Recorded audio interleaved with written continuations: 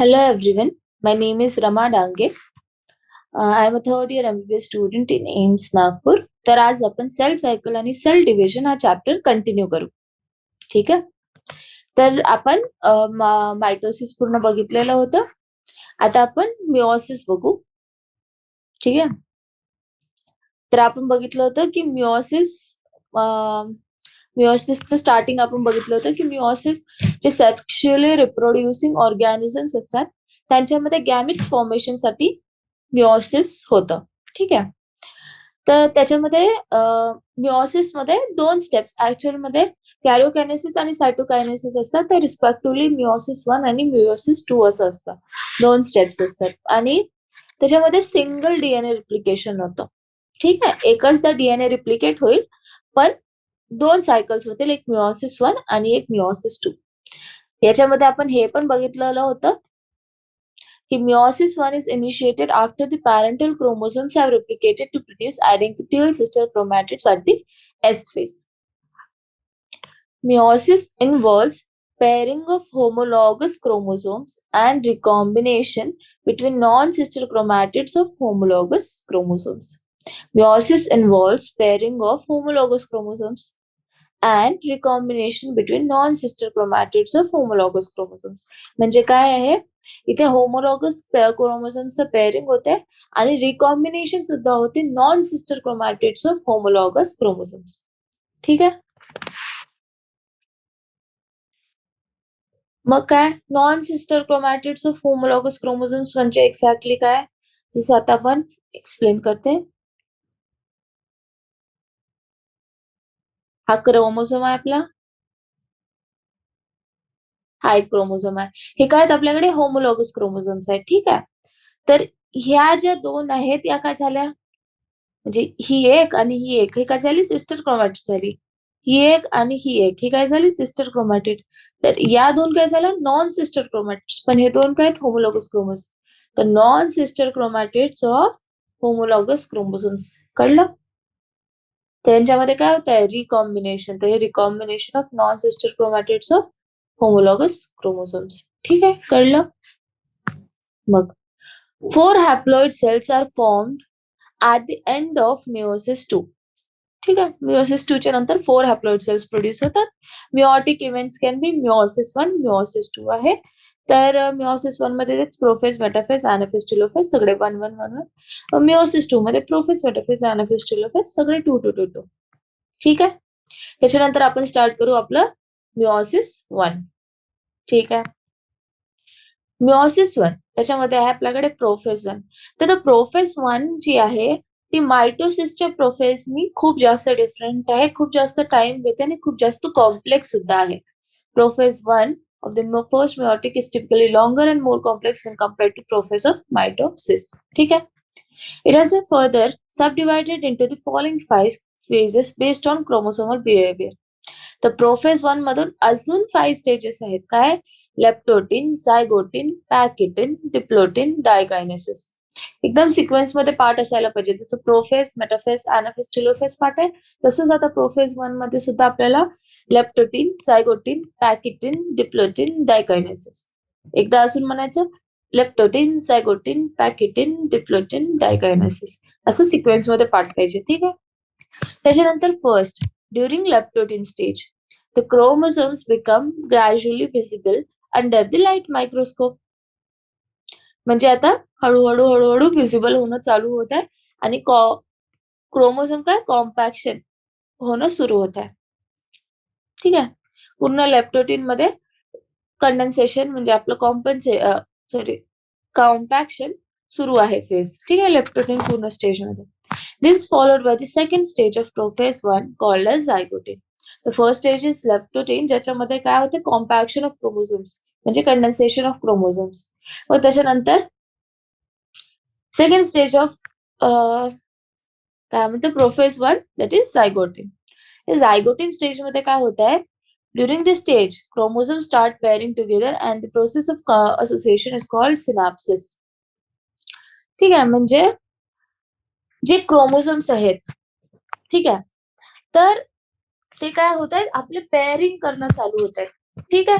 Pairing करणं चालू होत आहेत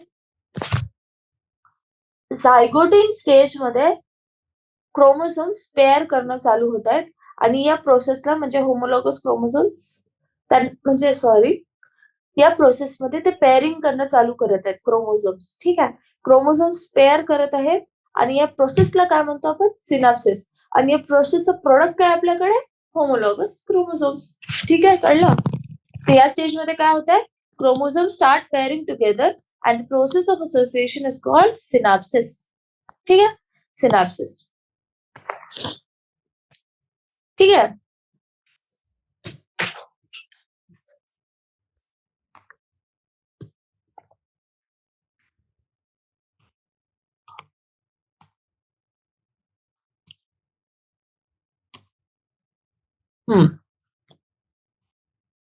मग आपण जेव्हा इलेक्ट्रॉन मायक्रोग्राफ मध्ये स्टेजची स्टडी केली तेव्हा आपल्याला माहित झालं की क्रोमोझोम सिनॅप्सिस जी आहे is accompanied by the formation of complex structure called as synaptonemal complex. ठीक आहे, तर ओव्हरऑल झायगोटिन स्टेज मध्ये काय होत आहे की पेअरिंग ऑफ क्रोमोझोम्स होत आहे आणि होमोलॉगस क्रोमोझोमचं फॉर्मेशन होत आहे. या प्रोसेसला आपण सिनॅप्सिस म्हटलं. त्याच्यानंतर सिनॅप्टोनिमल कॉम्प्लेक्स फॉर्मेशन सुद्धा होत आहे. ठीक आहे, the complex formed by a pair of synapsed homologous chromosomes is called a bivalent or a tetrad. However, these are more clearly visible at the next stage. Glycogenesis. तर लेप्टोटिन जी stage आहे याच्यामध्ये compaction of chromosomes आलं. झायगोटिन stage मध्ये जे chromosomes आहे त्यांचं pairing start झालं. त्या प्रोसेसला आपण सिनॅप्सिस म्हटलं आणि यांचं प्रोडक्ट काय बनलं आपल्याकडे?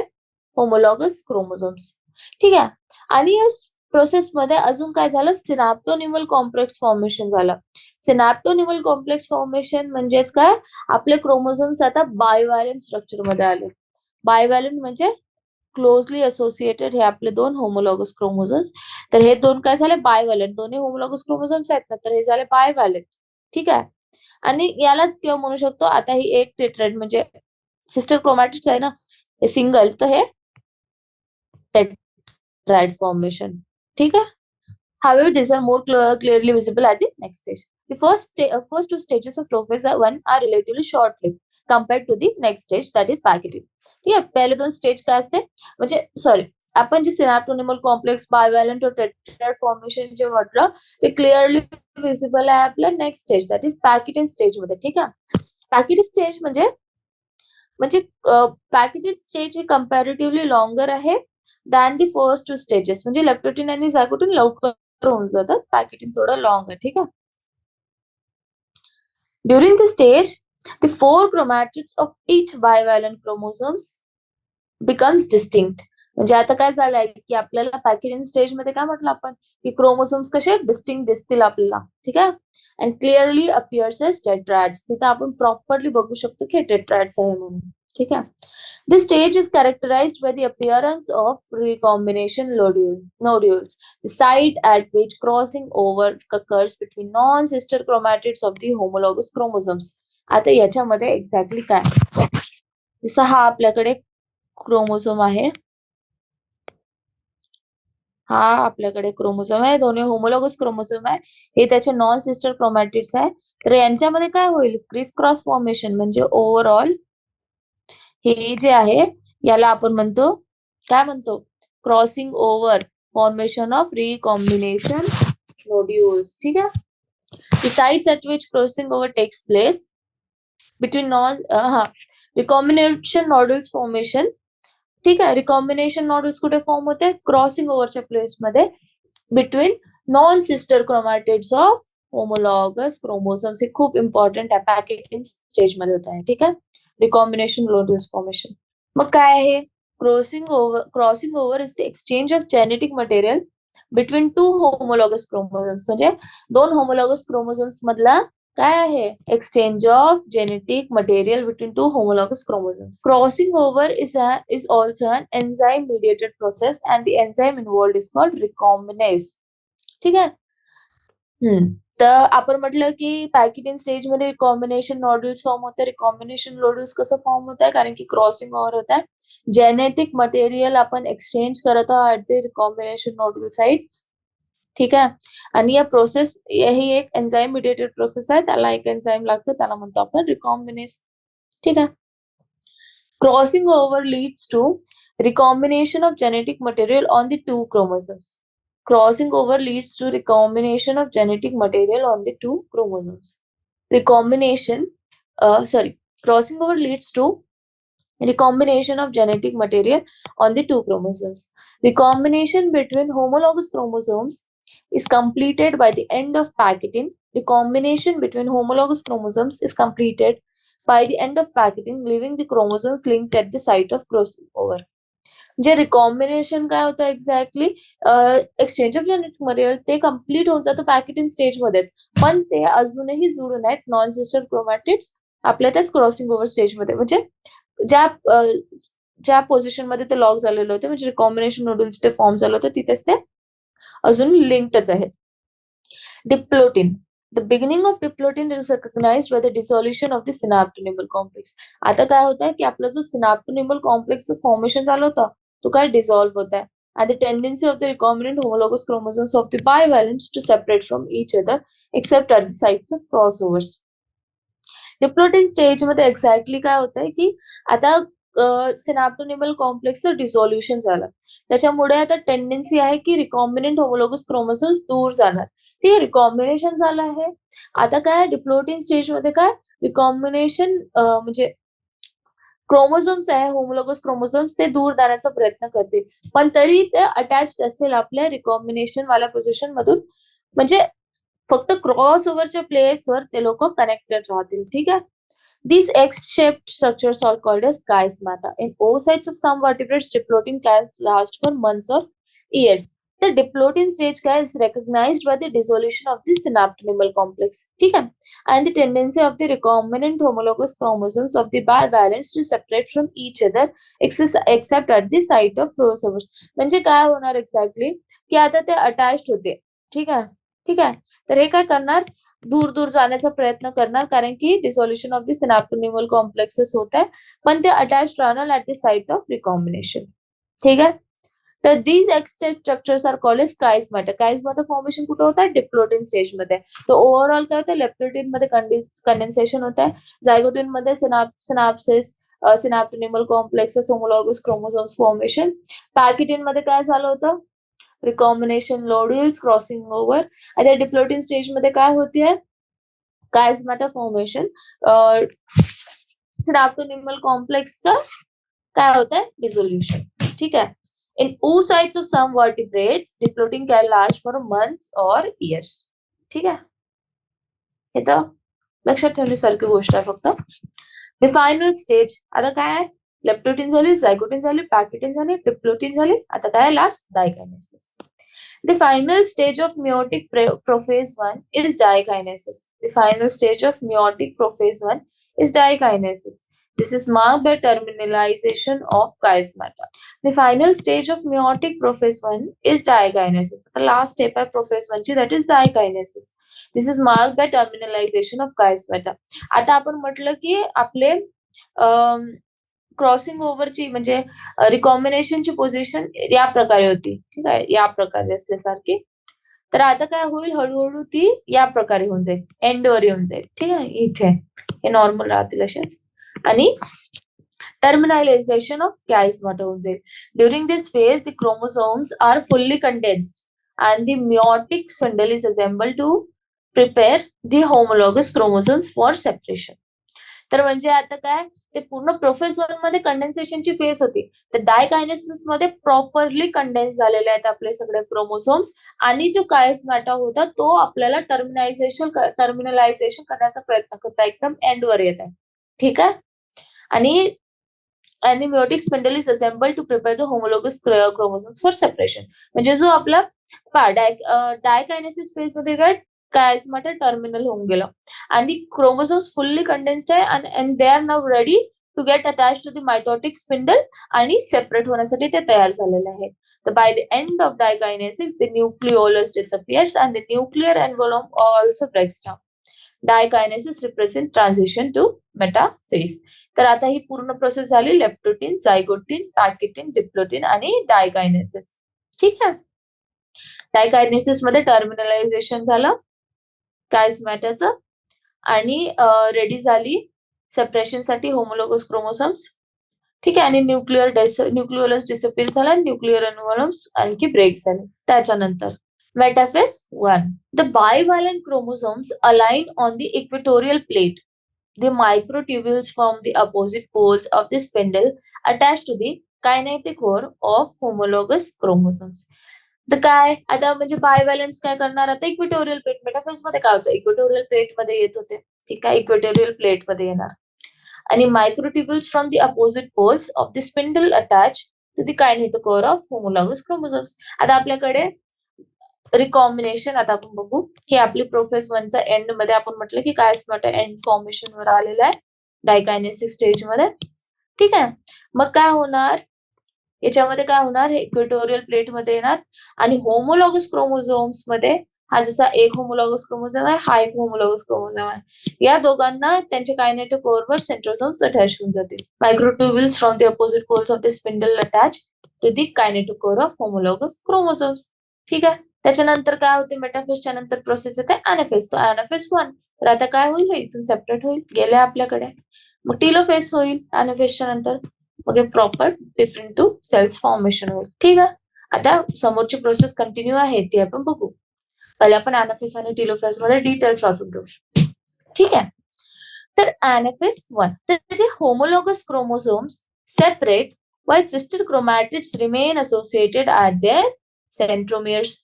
म्हणजे ते होमोलॉगस क्रोमोसोम काय झाले, सेपरेट झाले, while sister chromatids remain associated at their centromeres. आपण बघू शकतो की हा एक पूर्ण क्रोमोसोमच गेला इकडे, हा पूर्ण क्रोमोसोमच गेलेला आहे. हे सिस्टर क्रोमॅटिड्स आहेत 2, या पण 2 सिस्टर क्रोमॅटिड्स आहेत, या सोबतच दुसऱ्या पोलवर चालले गेलेले आहेत. म्हणजे होमोलॉगस क्रोमोसोम सेपरेट होत आहेत पण सिस्टर क्रोमॅटिड्स नाही होत आहेत. मायोसिस मध्ये काय झालं होतं, सिस्टर क्रोमॅटिड्स सेपरेट झालेले होते क्रोमोसोम्स मधून. तर homologous chromosome separate while sister chromatids remain associated at their centromeres. ठीक आहे. मग आधी आपली last stage that is telophase 1. ठीक आहे. The nuclear membrane and the nucleolus reappear. ठीक आहे. Cytokinesis follows and this is called as dyad of cells. ठीक आहे. टेलोफेज 1 म्हणजे काय, the nuclear membrane and the nucleolus reappear. Cytokinesis follows and this is called as dyad of cells. ठीक आहे. The nuclear membrane and nucleolus reappear म्हणजे nuclear membrane आणि nucleus reappear झालं. Cytokinesis झालं त्याच्यानंतर and this is called as dyad of cells. 2 dyad two different cells produce झालेले आहेत. Although in many cases the chromosomes do undergo some dispersion. They do not reach the extremely extended state of the interphase nucleus. The stage between two meiotic divisions is called as interkinesis and is generally short-lived. ठीक आहे. तर telophase मध्ये काय होते की आता cytokinesis झाली आणि 2 डायड ऑफ सेल्स फॉर्मेशन झालं आणि या स्टेज मध्ये क्रोमोसोम्स थोडंसं डिस्पर्शन अंडरगो करू शकतो, पण हे कम्प्लिटली डिकंडेन्स किंवा टँगल नाही होत. लाईक इन इंटरफेस जसं नॉर्मल इंटरफेस मध्ये होते तसं नाही होत. त्याच्यामध्ये ते थोडं अनटँगल्ड फॉर्म मध्ये असतात. ठीक आहे. आणि the stage between 2 meiotic divisions is called as interkinesis. Interface आणि इंटरकायनेसिस मध्ये डिफरन्स आहे.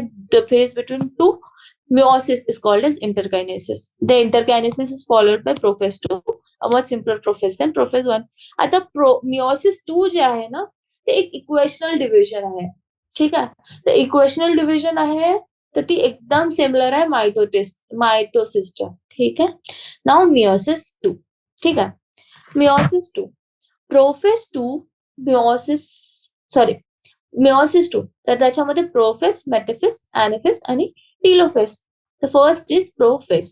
Prophase मध्ये meiosis 2 is initiated immediately after cytokinesis, usually before the chromosomes are fully elongated. ठीक है.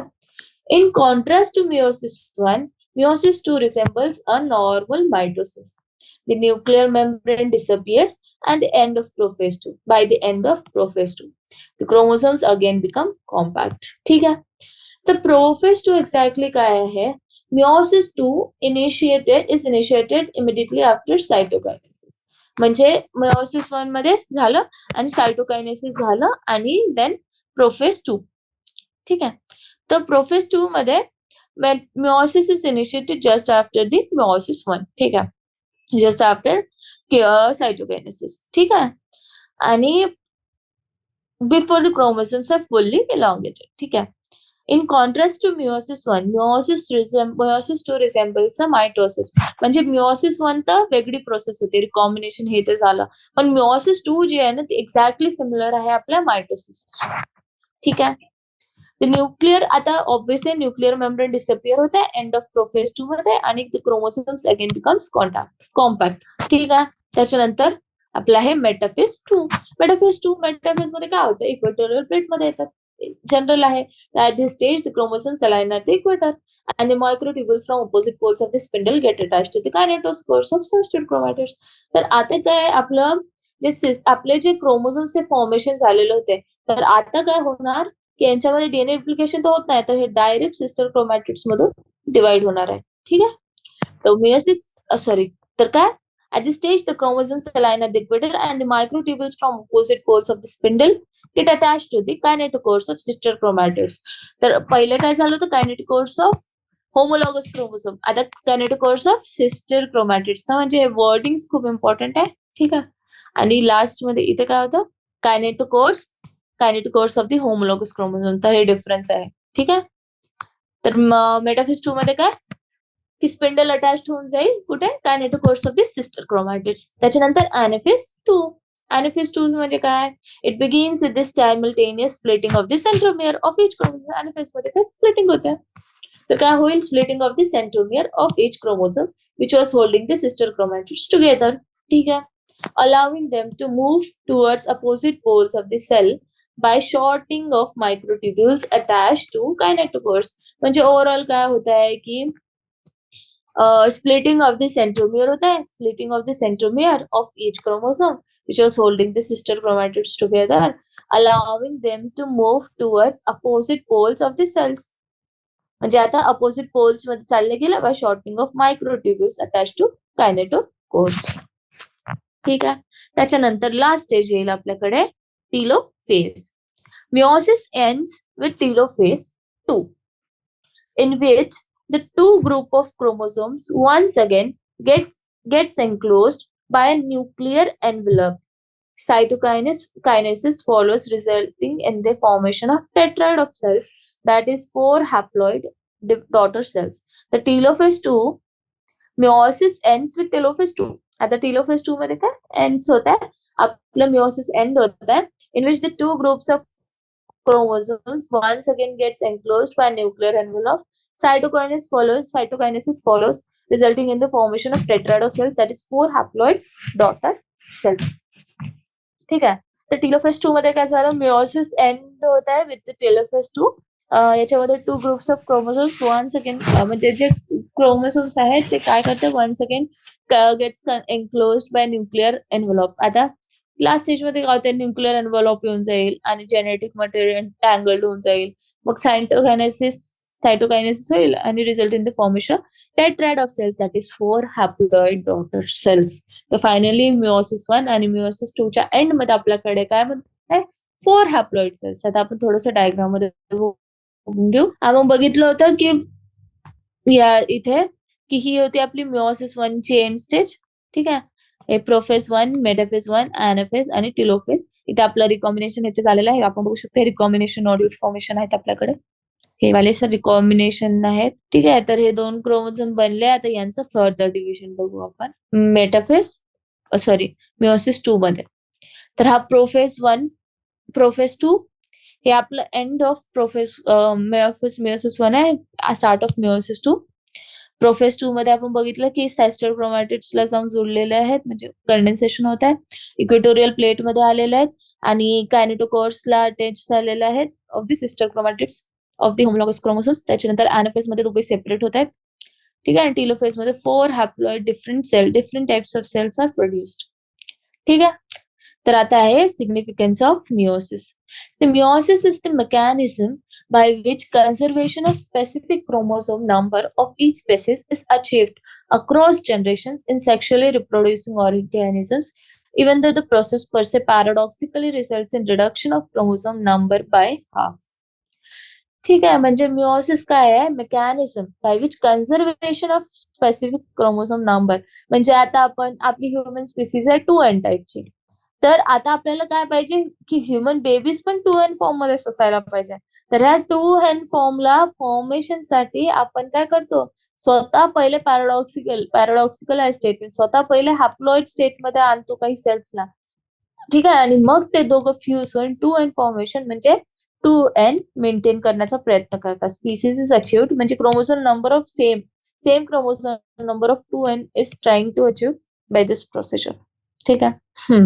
It also increases the genetic variability in the population of organisms from one generation to the next. Variations are very important for the process of evolution. ठीक आहे ना. तर हे काय करतं की it also increases the genetic variability in the population of organisms from one generation to the next. म्हणजे काय करतं? व्हेरिएशन प्रोड्यूस करतं खूप सारं from one generation to the next. Variations are very important for the process of evolution. ठीक आहे. ठीक आहे. तर आता आपण एक्सरसाइज सॉल्व्ह करू. ठीक आहे. तर आता आपण बघू एक्सरसाइज. ठीक आहे. What is the average cell cycle span for a mammalian cell. तर आपण फॉर अ ह्युमन सेल बघितलं होतं. Average it is 24 hours cycle for a human cell. आणि आपण हे पण बघितलं होतं की ईस्ट मध्ये किती टाइम लागत होता? 90 minutes. ठीक आहे. Distinguish between cytokinesis from karyokinesis. तर ओव्हरऑल कॅरिओकायनेसिस काय आहे? Division of nucleus. आणि सायटोकायनेसिस काय आहे? डिव्हिजन ऑफ सायटोप्लाझम आणि न्यूक्लियस. तर ओव्हरऑल कॅरिओकायनेसिस मध्ये खूप सारे स्टेप्स येतात. काय काय प्रोसेस येतात? प्रोफेज, मेटाफेज, आतापर्यंत तुम्हाला सगळं पाठच झालं असेल. ऍनाफेज आणि टेलोफेज. ठीक आहे. हे सगळे स्टेजेस येतात. सायटोकायनेसिस मध्ये एवढे स्टेजेस येतात का? नाही. पण ते प्लांट आणि ऍनिमल मध्ये डिफरंट करतात. काय असते? प्लांट मध्ये काय होतं? Cell plate formation. ऍनिमल मध्ये काय फॉर्मेशन होतं? Furrow formation. ठीक आहे. अजून काय डिफरंट असू शकते? झालं. आपण एवढंच दिलेलं आहे आपल्या बुकमध्ये, एवढंच इम्पॉर्टंट आहे. ठीक आहे. Describe the events taking place during interface. Interface मध्ये आपल्याकडे काय होतं? आपल्याकडे एक G1 फेज होती, एक S फेज होती.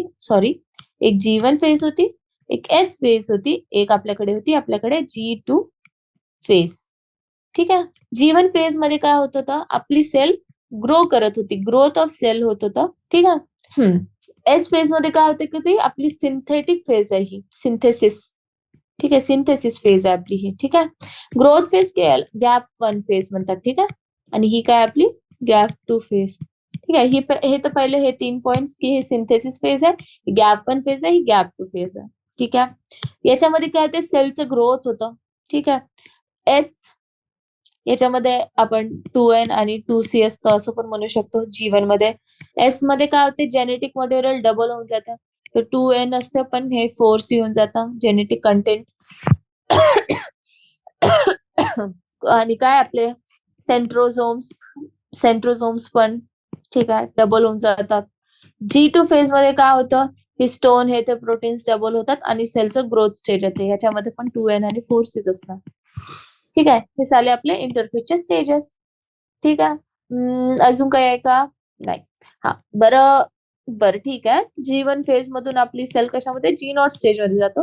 पण आता ते एक्सप्लेन करण्यासाठी नेक्स्ट क्वेश्चनच आहे.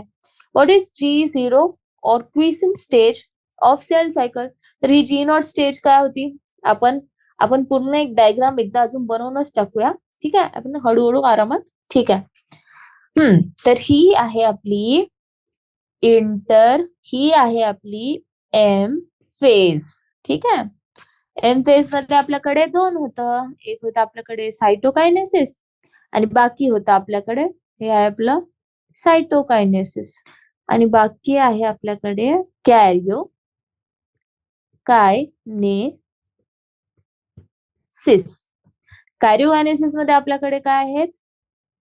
Profess, metaphase, anaphase and telophase. Profess,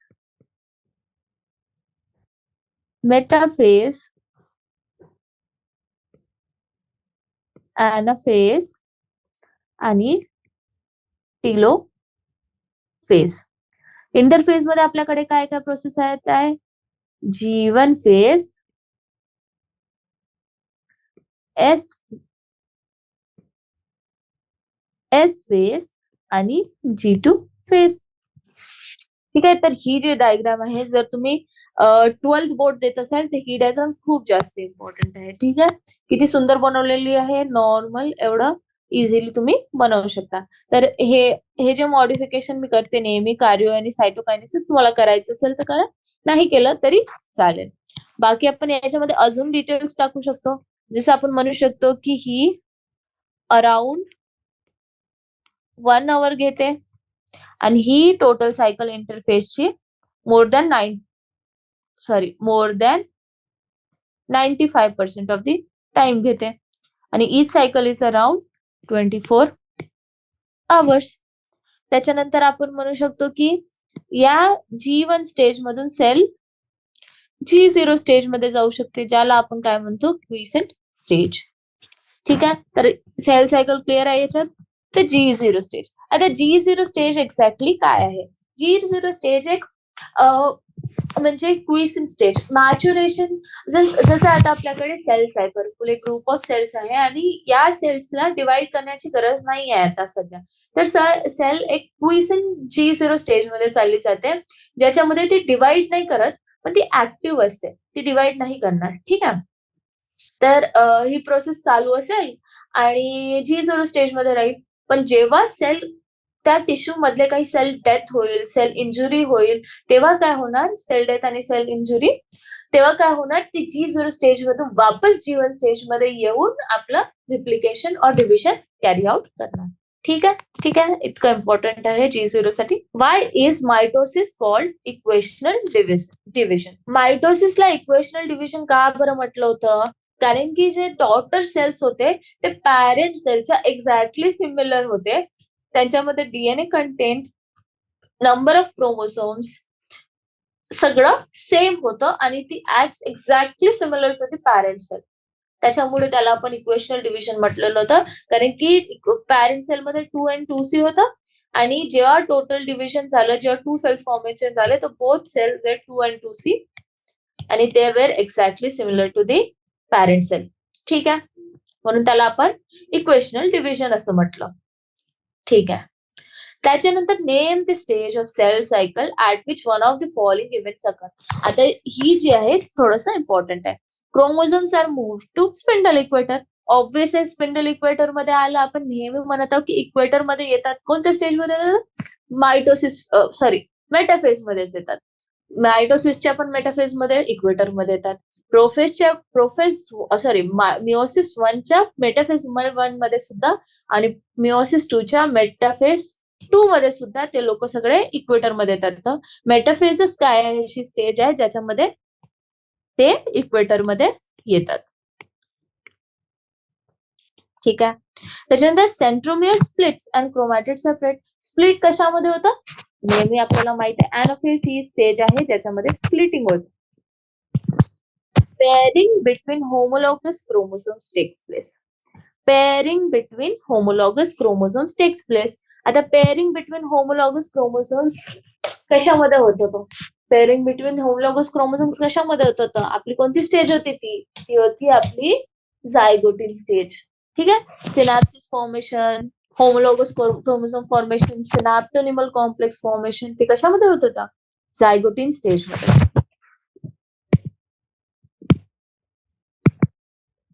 झायगोटिन of meiosis 1 आहे की 2 आहे? 1 आहे. ठीक आहे. Crossing over between homologous chromosomes takes place in zygotene stage झाल्यानंतर नंतर कोणती प्रोसेस होती? रिकॉम्बिनेशन, नोड्यूल्स फॉर्मेशन आणि क्रॉसिंग ओव्हर कोणत्या स्टेज मध्ये होती ती? Leptotene, zygotene, pachytene, diplotene, diakinesis. कोणती स्टेज होती? ती होती पॅकिटिन.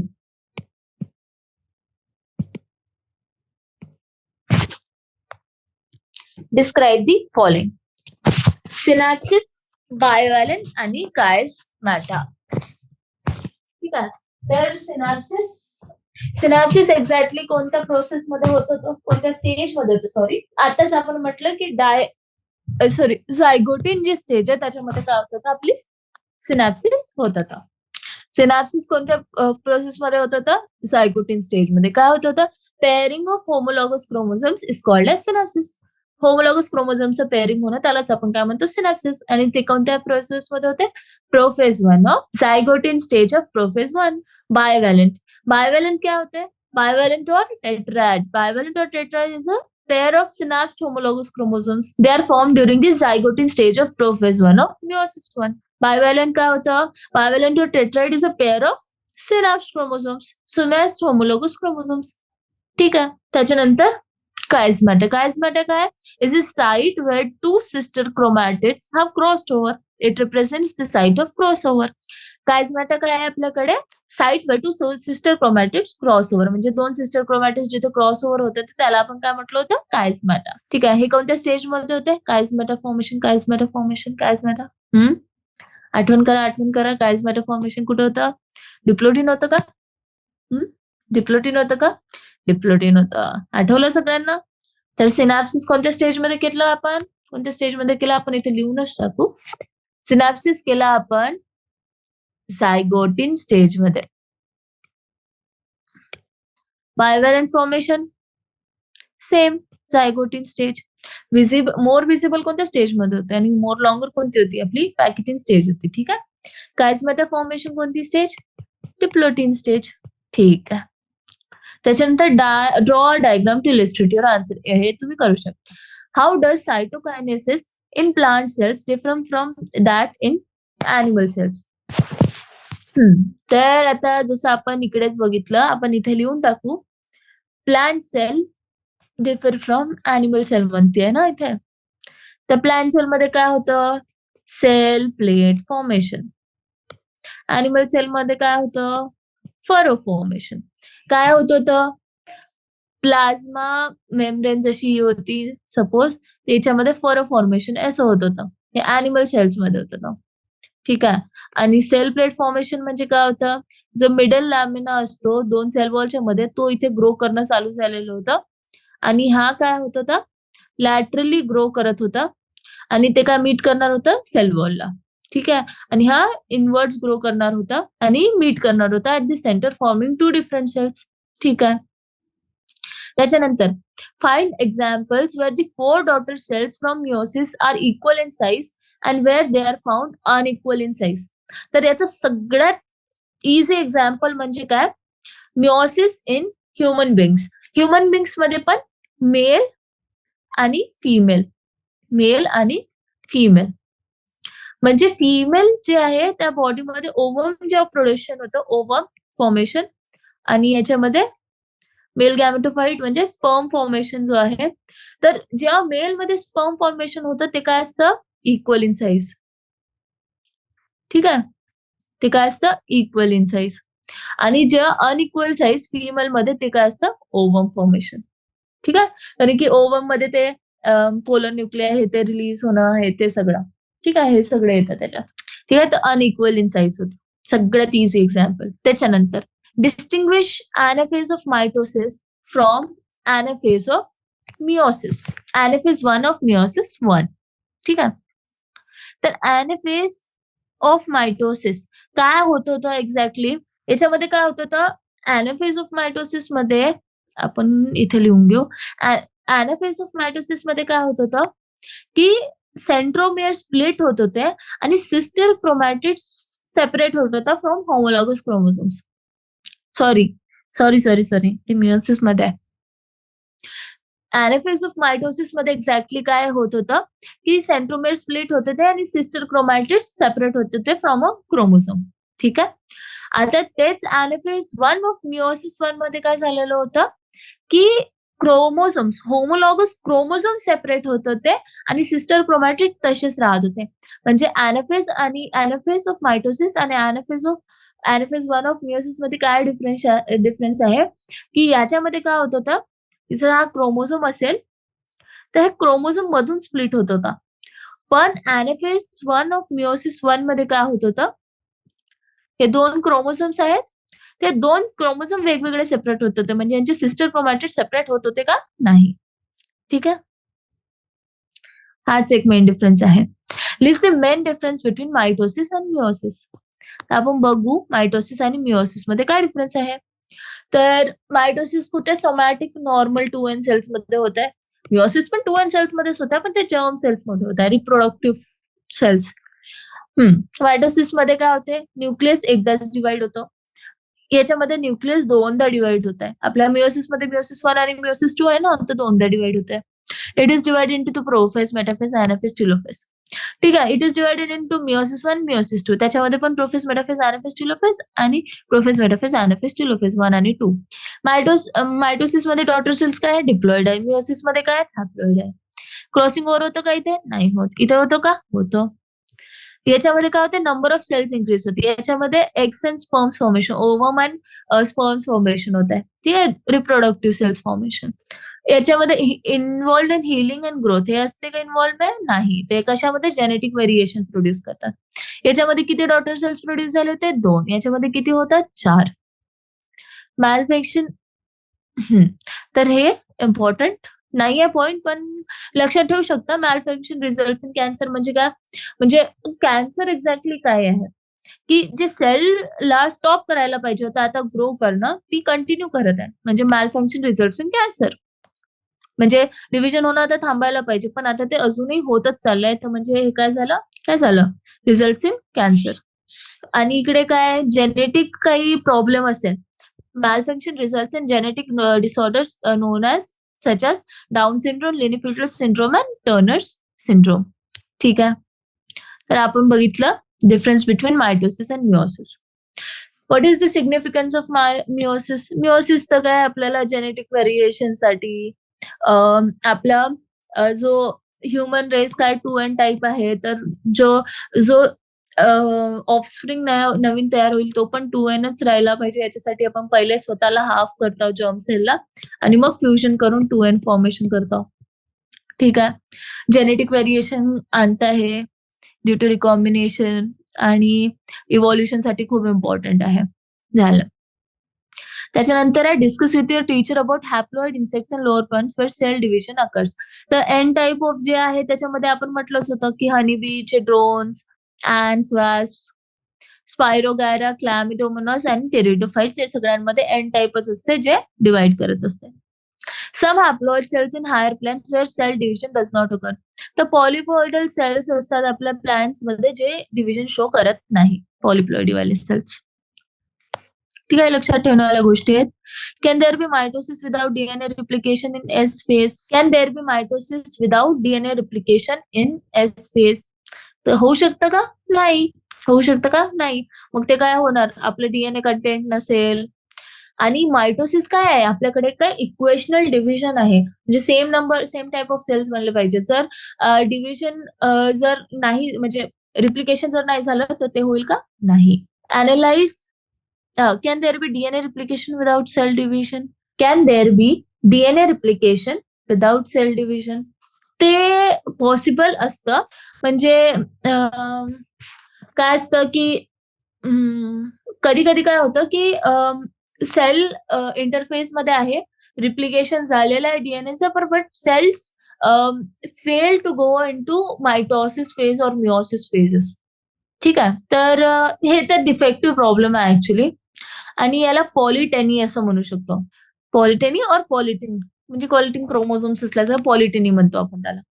Analyse the events during every stage of cell cycle and notice how the following 2 parameters change. ठीक आहे. Number of chromosomes N per cell. आपण हे बघितलेलं आहे amount of DNA content C per cells. Like interphase मध्ये आपण म्हटलं की एस फेज मध्ये 2N आणि 4 येऊन जाईल, मग हे कंटिन्यू होईल. मग मेटाफेज मध्ये आल्यावर जे ॲनाफेज टेलोफेज स्टेज येईल तेव्हा 2N 2C होऊन जाईल. म्हणजे सायटोकायनेसिस डिव्हॉल्व झाल्यावर जे 2 सेल्स बनेल ते 2n2c फॉर्ममध्ये राहणार. बस एवढंच.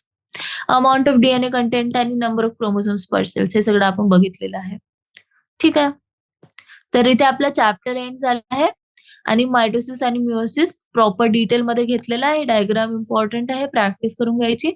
आणि मिओसिस 1चं प्रोफेज 1 मध्ये खूप सारे क्वेश्चन येऊ शकतात तुम्हाला.